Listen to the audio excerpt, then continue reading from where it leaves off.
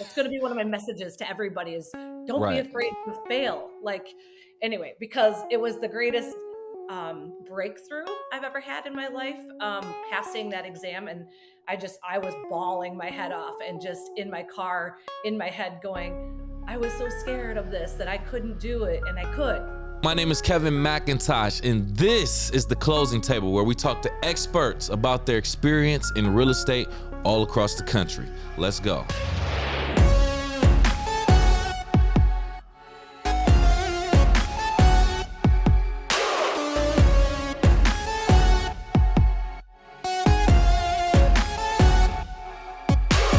Thanks for joining us today, Dawn. How you doing? I'm doing great. How are you? Just peachy. Can't complain. Starting to see some more of the sunshine, so good things are coming our way, right? Yes. Yes. All right, so we brought you here to the Closing Table because we want to talk to you about your experience and your insights in regards to real estate with your entire career. You have had a roller coaster of careers prior to even getting into real estate. I mean, from being an athlete to sports medicine to stay-at-home mom to working for the school district, amongst a bunch of other things, and then landing in real estate. Can you Yeah. just explain and talk to our audience about some of the ups and downs and the hurdles that you had to deal with going through that transition to coming to where you are now? Yeah, I mean, I've always loved real estate. When my husband and I were looking for a house to buy when we were actually just dating over 20 years ago, we would go to open houses and we would just love, all the character and stuff like that. And he was always like, "You'd be really good at this." And I was like, "Yeah, yeah." I just kind of brushed it off. I came from a really small town and I had a very limiting belief of myself, and Mm, just I didn't realize what I was capable of. And so I just kind of brushed it off. And moving forward, over the years, my husband would always mention it. You should get your real estate license. You love people, you love houses, that kind of thing. And so we have three children. And so I was okay. staying home with them. And our plan was always like when they got into school that I would eventually go back to work, maybe in the nursing field, that kind of thing. And Hmm. my husband was like, maybe you should just get your real estate license. And I was like, okay. Well, I was super scared. Like I hadn't been to school since I was 20. I'm now, Mm, you know, and so I was just scared that like I wasn't going to be able to do it. I don't know why. I just, again, a lot of limiting beliefs I had to work through. yeah. So I kind of bought the course and started working on it. I worked part time at the school, so I got home before my kids, so I had plenty of time to, and so I was like studying and working really hard. I told maybe my husband, and that's it, that I was doing this. My kids knew I was studying too, but I was just scared of failing, and so I didn't want anyone to know that Mm, I was doing this until I passed. there you go. And so it's been a roller coaster because that was literally 5 years ago. April 1st was 5 years ago. This happened in 2008. Congratulations. Thank you. Um, and I still remember going to take the test that day. Like I was like freaking out. I was more afraid of failing than trying, which is so silly. I wish that's going to be one of my messages to everybody is don't be Right. afraid to fail. Like anyway, because it was the greatest breakthrough I've ever had in my life, passing that exam. And I was bawling my head off and just in my car, in my head going, I was so scared of this that I couldn't do it. And I could, and Mm, yeah, it's been a life. My life is a completely different life from 5 years ago today. nice. That's good to Crazy. hear. That's good to hear. A lot of ups, a lot of downs. I mean, the ups being, the fact that you got through all of that. You Yeah. faced your fear and you Yeah. got over that hump. And what was on the other side of your fear was just success. And I feel like that's a lot of success stories. So Yeah. congratulations, 5 years in now, and now you're a top producing agent. So just wanted to say congratulations for that. Thank you. Thank you. Let's talk. Let's talk. Go ahead, please. I was just going to say, I will say that, getting your license and studying for that test is completely different than being a real estate agent and being a Mm, successful agent. The bar is talk actually about it. pretty low to get in and get your real estate license. I but that was my biggest hurdle. I wasn't worried about being out there in front of looking at houses and learning the ropes, because if I'm passionate about something, there's nothing I can't learn. It's just Mm, that school wise, I was just terrified that I wasn't smart enough. I wasn't good enough, like that kind of thing. And so really it was right once I got my license, that's when you learn if you actually want to be an agent or if you're going to like it, because it's not the same thing as studying for a test and getting your license. So right, right. right. So then I get my license in April 2018, which is 5 years Mhm, ago. And right away, I start reaching out to everybody that in the community, everybody that I know, and just letting them know that, like, hey, I just wanted to let you know I'm in real estate. And even though I'm new, I have a whole team of Keller William agents that are willing to help mhm. me navigate this and teach me the ropes. You know that I'm a go getter. I promise to work really hard for you, you know, and that was just my personality that everybody knew anyway from all the other things that I've done in the community. There it So is. without knowing it, I set myself up really well to be an agent because I worked in so many facets of this community. Um, Correct. and so then it just kind of took off from there. Hmm.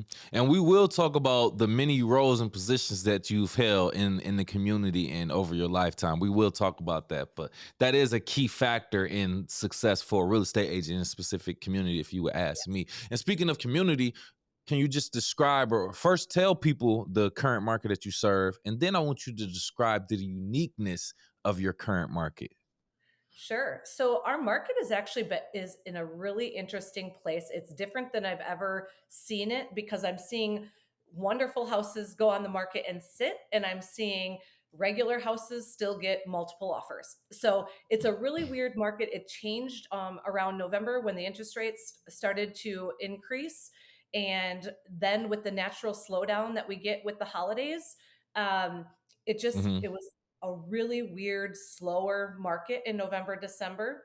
Right, Um, I remember a lot of people got fearful that the market was going to crash. Everyone's waiting. Everybody's waiting for the market to crash. People are just everything just kind of slowed down a little bit. right. Since then, now January 1st, it started to pick back up, and now I feel like I'm in full swing with my buyers and sellers. So it's just that buyers are pickier because the interest rates are a little bit higher. I do think that this is going to be more of the normal, but buyers are Mm. not, you know, um, they're not giving up, you know, all the inspections and giving their firstborn kid to the seller to be able to get the accepted offer. You know, Right. it's a little bit more normal that way, which is Gotcha. refreshing and I think good for everybody. Um, but in the same token, it's a little unpredictable because there are great houses that buyers will let sit, and there's houses, like I said, that 11 offers over asking price, you know. Mm. Yeah, Oh wow. Oh wow. we're seeing a And little and more variety. and geographically speaking, let people know your location that you're speaking on. Yeah, so I'm in Janesville, Wisconsin, which is Rock County mainly. I do work the surrounding counties around me. There's like 5 or 6 of them that I do work in frequently, but Rock County is my Nice. main domain. That's where my office is. Rock County, Wisconsin. Is that anywhere close? We're speaking to someone who hasn't been there, right? So Okay, I want okay. you to paint this picture for me. Is that anywhere near like where the Packers play, or just describe like Yeah. what makes this market so unique? Describe to someone who's never been there. Yeah, so we are about 30 miles south of Madison, Wisconsin, which is the capital, the big UW. Okay. Green Bay is about 4 hours straight north. So it's Mm. quite a ways away. Janesville is like right smack dab in the middle of kind of Chicago, Madison, and Milwaukee. So Okay. we're kind of a hub city for a lot of people that are willing to drive maybe an hour or a half hour to an hour to work and maybe live in a place that's a little less expensive than Chicago, Milwaukee, and Madison. Got you. Got you. Nice. Okay then. Good. Good. Good. Yeah, While you were in real estate, at least getting started, you were initially on your mentor's team yeah. prior to starting your own team. Let's dive into that. What are some valuable lessons that you learned from being on your mentor's team? Yeah. So just backing up just a smidge. So I got my Oh, yeah. license and I thought I wanted to be an individual real estate agent, right? Um, Mm-hmm. working for myself, I got very busy very quick, which isn't necessarily normal in real estate. Sometimes it can take a year for you to get your first client and transactions. Like you got to learn a Right. lot. And so my mentor was in my same office with me and he was starting a team. And I knew that he was interested in me being on his team, but I was still kind of like, I just passed a test that I didn't think I could pass. So maybe now I can do more. Right. But I got really busy really quick and I was really overwhelmed and I didn't know the ropes. I was learning the ropes about real estate. I had great support in my office. There's a few people that were awesome, but the amount of volume that I was doing, I needed leverage There you because go. my first 6 months of real estate, I had 14 closings, which that's not Woo! normal. Wow. Yeah, and I didn't really know everything. Like there was, I'm still learning today. And if you're not learning, I think you get bitter or better in life. You just, you have to always be learning. Mm, But I didn't know how to do just some of the basic things because I was learning. And right. so that's when I was like, it was a little bit of limiting belief again.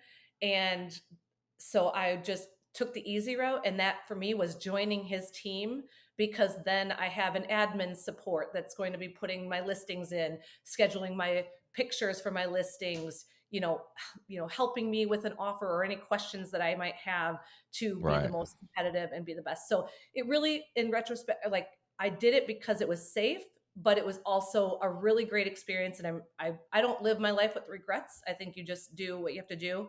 Um, and I did what I needed to do to better serve those 14 clients in that first 6 months as I was learning. So Mm, then fast forward, I was on his team for about 2 years total, and I was doing, you know, a lot of the business for the entire team. And it was mainly from my own sphere, like people that were reaching out to me. I did get gotcha. some clients from the team, which is part of being on a team, but I didn't Hmm. need the clients from the team lead like most people join a team for. Um, but it was such a whirlwind of like learning real estate and then the business end and all this stuff. I didn't know how to become a business owner as well yet. And so that Right. was my biggest takeaway from being on his team was learning that I needed to be a business owner. And I didn't know if Gotcha. I wanted to do that. Like I liked looking at houses and selling real estate, right? So uh, it was kind of a whirlwind and I took a leap of faith 2 years ago. And I talked to my mentor and I was like, I think it's time. I think I need to push out of my comfort zone again and become a business owner and start my own team. And at the time, I didn't Mm, know what that looked like. I didn't know if that meant just me and an admin or whatnot, but it just kind of took off from there. there it is. Oh man. Three major things I took away from that story, right? One, the difference between working by yourself as a real estate agent and having a team. When you have a team, you have resources, you have other people and administrators or people who can execute certain tasks that's required for your real estate business that, may or may not, slow your process down ultimately. You can spread that out or delegate that to your team. As Yeah, opposed to working by yourself, you're going to have to handle most of that. That's one 100%. thing I learned. Two, scalability. Also, you mentioned the fact of basically having more work than you could pretty much handle on your own, correct? And then being Correct. scalable is being able to have, the same resources and capital to pretty much, handle the wide load of business. And then the other thing that you mentioned was basically just taking a leap of faith and just seeing how it worked out. It seems like you took a leap of faith at different periods in your life during that time, and it seemed to work out in your favor each time. So kudos to that. I just reflecting on that is just a story of inspiration. Thank you for sharing that with us, Don. Thank you. Thank you that was very intuitive of you to take those three things away. And sometimes I forget like just how different life was 5 years ago. I mean, I was just a scared person who didn't believe in myself. And now I'm like, Yeah. why can't I? Hmm. I've done this and this and this. And every time, you know, you have to take chances though. And Correct. you have to break out of your comfort zone. Correct. Correct. I love that. So you went to a conference you called a family reunion out in California for the company that you were working for at the time. Talk about the valuable lessons that you learned from that conference because that just looked like a fun time from the outside looking in. Yeah, so that was actually just in in January, I think, just or February. So it was just last month February. that, and my daughter is an agent on my team, also. So the two of us went. It was our first time going to. It's a annual event that Keller Williams puts on. It's called Family Reunion. Um, it's in a different location every year. This year it was in Anaheim, California. Your Mm-hmm. day, it's really a Friday, Saturday, Sunday, like there's 4 days of just all day conferences. And so you pick and choose what you want to focus on because there is like 7 different classes going on at the same time, seminars.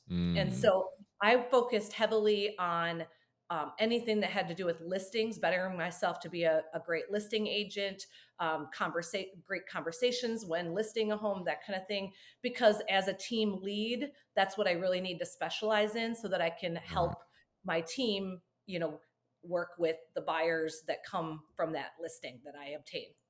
And that's my job as a team lead. Right. Um, Okay. but it was an amazing experience. The culture with Keller Williams is something that I it's hard to explain because so I'm not very religious, but Keller Williams has what's called like the Y4C2Ts. It's win-win or no deal, integrity, customers always come first. Basically, Mhm. it's like a code of ethics saying, I mean, we had to sign this when we became an agent in general, but it's still, there's agents out there that are shady, right? I'm sorry. Right. Any Yeah. profession, like not everybody's going to be, you know, doing things the right way, And so Correct. Keller Williams really prides himself on making sure that you're looking for a win-win. And, if you don't follow the culture and you're shady and um, just looking to screw people over, they'll let you go.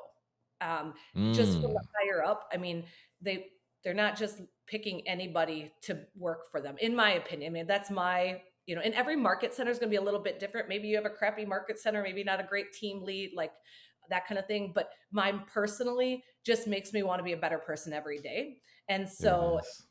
that's it's like my church, I call it. It's like what, morally sound. I want to be a great human, but like people talk about God and that kind of stuff. I just, morally want to be the best that I can be. I really want to help people. That is where my Mm-hmm. heart is at. And that's actually something that when I was studying to take this test and become a real estate agent, I had no idea how much that was going to be what I did. I did not realize the extent of how much I was just going to be able to help people with these Right. really big things. And it's way above and beyond putting their house on the MLS or showing them a home and writing an offer and getting it accepted. I mean, it's, their hardships, their life, their credit is low. How do we help them get it higher so that they can Mm. qualify to get a loan? I have clients right now that are downsizing. They don't want to downsize and they break my heart and they don't have children to help them downsize and that kind of stuff. And so my admin and they have the same heart as me. And so we've taken upon ourselves, like we've done an estate sale for them and we're, give them the Mm. money. And so we just do things that are above and beyond because we are in the right lane to be able to really help people and make their lives better. Right, right, right. You keep speaking on these key things that I just love That's because who I am. relating it to I'm reading this book by Gary V, Crushing It, and I'm literally at the point where he's talking about to be successful as a business owner, you have to have at the very least 51% altruism, just showing that you care for people that, Yeah. and then with people feeling that genuinely, like that can take you way longer than just being in it for the money. That win-win or no deal type of ism that you drop to, beautiful, beautiful. I love that. And it was something else that you mentioned. I got a little bit lost with, but I love that you bring that up with that mentality. Oh, code of ethics. You mentioned something about a real estate code of ethics. Yeah. That's what I want to elaborate on because from my perspective, I'm hearing like a doctor has a certain oath when they take on a job. A judge has a certain oath to certain morals and ethics. Is this what you're talking about with real estate? Is there like an oath or a code of Yeah. ethics, like literally that's kind of like Yeah. a book or written that you have to Yep. follow? Yep, absolutely. When you become a Oh, realtor, and I mean, after you get your real estate license and you go through this code of ethics and all of these things that you have to like swear that you're going to be, uh, do everything by the book and, not undermine things and be shady, I guess is my layman's term Right. is like being shady, right? And there's a lot of situations where it can happen in real estate. If you're a listing agent, for instance, maybe I have a listing and there's three other offers that agents wrote. Well, then maybe a buyer reaches out and they want me to write an offer on this house. Well, it's my listing, right? So, but in that situation, I have to be full disclosure to that buyer that wants Mm-hmm. me to write an offer for them and let them know that, hey, it's actually not in your best interest for me to write the offer because I work for the sellers. I have a contract with the sellers. There's Right. three Right. other agents writing offers. And so I can write you an offer, but you have to tell me what you want to write. I can't say, well, I have three other offers. One of them's for 215, so you're going to have to go higher. Like that's not Mm. okay. You can't do that. But do people have they? I maybe, right? But I Right. and so, yeah. But I've got myself covered in that because now that I have a team, when someone calls and wants to write an offer on one of my listings, one of my teammates will write the offer. But There you even go. that situation, I need to treat them all as what is best for my seller and present that to my sellers like this is a great offer, this is a great offer, these are good agents, these ones are very responsive, that kind of thing. Of course, I would love to work with my own teammates. I'm their mentor, I've taught them what they know, and yet if another offer is better, that's what my clients deserve, is the best offer. Correct. Correct. Whatever they're happy with, whatever, and it doesn't always have to be monetary Exactly. attached to it. So Maybe I no get it. inspection, maybe closing or rent back for free. Like it doesn't matter what it is. I have to, it's my fiduciary duty to make sure that I am doing the best for those sellers. Correct. Correct. Good of you to follow through with that. By the way, Well, I think that you you have to or you don't last. But mm, I just like it just because, yeah, it just, I know I'm a good person. I just always want to follow that. no, no, you hit it right on the head. Just like we said with altruism, you have to actually not only show that you care, but it has to be felt. It has to be Yeah, genuine. So 100%. I saw you promote a Radke real estate sale. I'm Mm. like, what is an estate sale? You know, since I saw you post that, when I drive around in my neighborhood, I see estate sales now. It's like when you Yeah. think of a car, then you see it all of a sudden everywhere. Oh, What yep. is an estate sale, and where do these items come from? Yeah. So an estate sale is typically 9 out of 10 times an estate sale is when maybe somebody has passed away and all of their belongings needs to be sold so that we can sell the house. Mm. Or like right now I have the Oh. clients that are downsizing not by choice, but they are going from a 6,000 square foot home to a $1,500 or 1,500 square feet condo. And so they have all of these things that they've accumulated in their lives, and Mm-hmm. we want to help them get as most money possible. So we're helping them sell those things. And that's an estate Mm. sale. It's basically a lavish rummage sale, usually with bigger Yeah. furniture like beds and Yeah. dressers and couches and TV stands and bookshelves, things like that. Okay. Okay. And that's So, just a service we provide extra if they need our help. so with that being a service, because that was going to be one of my next questions. With that being, I guess, an additional service that you will offer in regards to helping promote that and get that taken care of, you're obviously getting an incentive with that also. So, is this like open to the public when you're doing it, or are there certain situations where it's just few people invited? No, we are willing to go above and beyond in whatever that means to that client. Like whatever that client needs, we're going to evaluate their needs and then come up with a plan and help them. Whether that's leveraging that out to an outside, estate sale team or moving Mm, company or those kind of things, that's great. If it's something that we feel we can handle and we're willing to take it on, then we will do it. But it's a case by case situation. We have done it several times though, so we are starting to really get a kind of a program of how we can do this for people. It doesn't always going to make sense for us, and that's where we need to just sit down with them, evaluate their needs, what they're looking to get out of this, and then how we can help, and then come up with a plan. And sometimes that involves us helping them with an estate sale, which we've done several times. Okay. Okay. Yeah. Reason number 357. Why we take professional photos. Does this sound familiar? Yeah. What do you consider quote unquote professional photos? Yeah, I hire a real estate photographer for all of my listings. And the difference is really huge. I recently just saw a listing go on the market from some acquaintance of mine.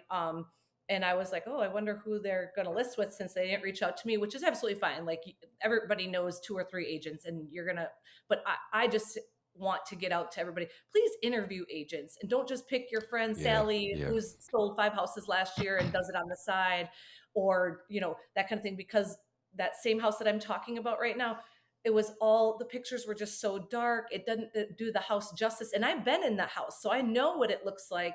And I'm like, Hmm.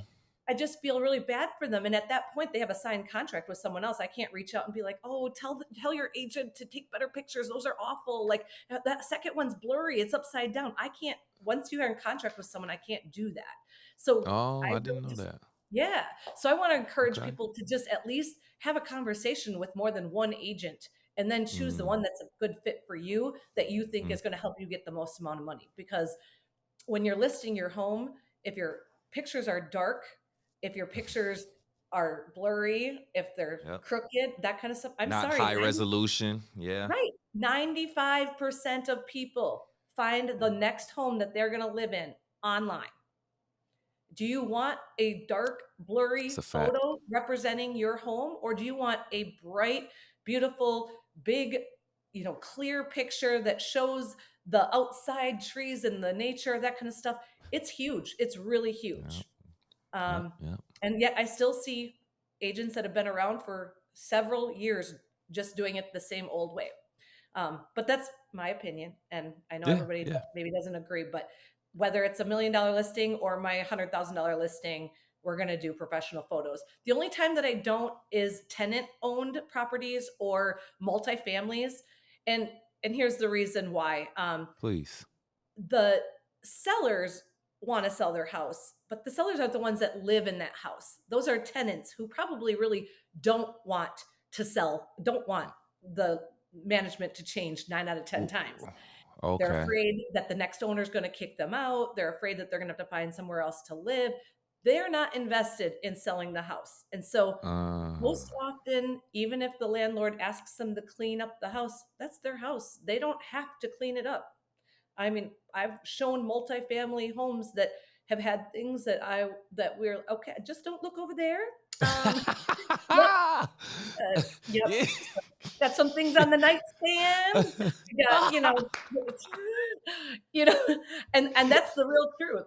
And so I just prepare my investor clients like that's what we're going to look at. But that's why I don't do professional photography on those on those.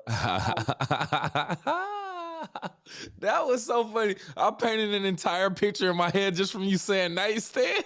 Oh yeah. Oh my God. Let me get my okay. Let me change subject because I went somewhere else with it. Okay. I get it though. I'm glad you made that difference because I wouldn't have never Yeah, known that's that. The why. difference between okay, That's why okay. they're not invested in selling that house. They don't have to clean up their stuff. Absolutely. Absolutely. Absolutely. All right. So we talked about different roles that you've had in the community. Let's get more specific. You worked in the school district, like we said. You worked in the medical field. You Yeah. coached basketball. You were a member of booster clubs, Girl Scout leader. I'm pretty sure plenty more other things. Which one of these roles or positions that you've had you feel like made the biggest impact on you and why? Definitely working at the middle school as a teacher's assistant, teacher's aide. And the reason is because I feel like middle school age children, kids, semi adults, are at that really pivotal point in their lives where they can choose to either keep the cycle going on how they've been raised, or they can make the Ooh, changes necessary to change their life and do different. ooh, And talk about I it. and I did that, right? So like I didn't believe in myself and I shot through. I went through a lot Mm-hmm. of things when I was younger and I had to really persevere through that. It wasn't easy, but I'm not a poor me person. I'm like, okay, let's go. What positive can I take from this and why not Mm-hmm. me, right? I mean, we have children with cancer, that's not fair. So we know that life isn't fair. So now you got to take what you've been through and you need to figure out how to push through and make that good or better yourself or be better than the way that maybe you've been raised because your parents don't know any Yep. better. Yep. So Yep. working at the middle school has my heart. So that's why I loved working, coaching girls basketball in the middle school level and being in the school district. And it was also cool because I was kind of at the middle school when both of my youngest two children went through the middle school. So I got to like Okay. know their friend groups. Yeah. And yeah, yeah. So I could basically stalk my kids. I knew it. That was what you were saying without saying it. Yep, that's Oh, me. Don. And I love it, man. I was like the crazy fun one at the middle school staff. Like, so every dress up day, like that they had, Hmm. I was like full gear.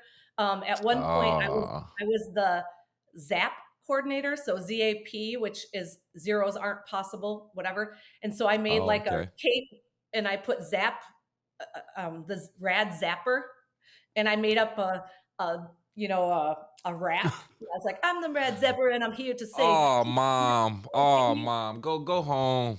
I that was my kids in a nutshell. They were just like, "Oh yeah, that's my mom." That's hilarious. See, that just goes to show like how passionate and involved you were in that position. So I'm glad to hear that. And you made a solid point with that. That middle school age is a very pivotal age. Like a lot of people talk about being 18 and having that fork in the road of making certain decisions, but that middle school age, preteen age, Yep, that's when you like a lot of the music that you hear sticks with you for a lifetime. A lot of the things that you've done, a lot of the actions and things yep, that happen in your life around that time really shape you and your mentality for a long time. So I'm yep. thinking back to my middle school days. So that was a great, solid point, Don. Yeah, thank you. That's my Yes, heart yes. right there. There it is. Well, thank you so much for joining the closing table today, Don. I appreciate you for giving us your time. Before we get out of here, I want you to do us a favor. If you have any last words and or want to tell the people how they can reach out to you, please do so now. Yes, definitely. You can find me on all social media platforms, Dawn Radke, Radke Real Estate, Keller Williams, phone number 608-295-1172. You can text or call. My email is dawnradke@kw.com. And I have a website, dawnradke.kw.com, that you can find me on as well. Otherwise, Nice. like I said, we're on Facebook, Instagram, Twitter, LinkedIn. I'm actually even on TikTok because why wouldn't I be? Um, Yeah. I like to have fun, so that's just a Yeah. part of integrate all of that into one. There you go. There you go. And she's a sports fan, by the way. I'm sorry to hear that my Detroit Lions retired Aaron Rodgers, by the way. He's out of there. So anyway, we're going to move on to the next. We're going to keep it moving. Thank you again, Don, for joining us here on the closing table. We want to leave our audience with a question before we get out of here, Don. This is inspired by a post that you made. If you could change one thing about your current home, what would it be? Some examples: storage space, yard space, square footage, appliances, flooring, bed, bath count, whatever the case may be. Hey, and if you got this far on the YouTube, do us a favor. Hit the like button, hit the share button, and also hit the subscribe button. And if you're listening on Apple, Spotify, or any other podcast platforms, please do the same. We appreciate you. Leave your comments below. We'll see you next time. Thank you again, Don. Thank you so much.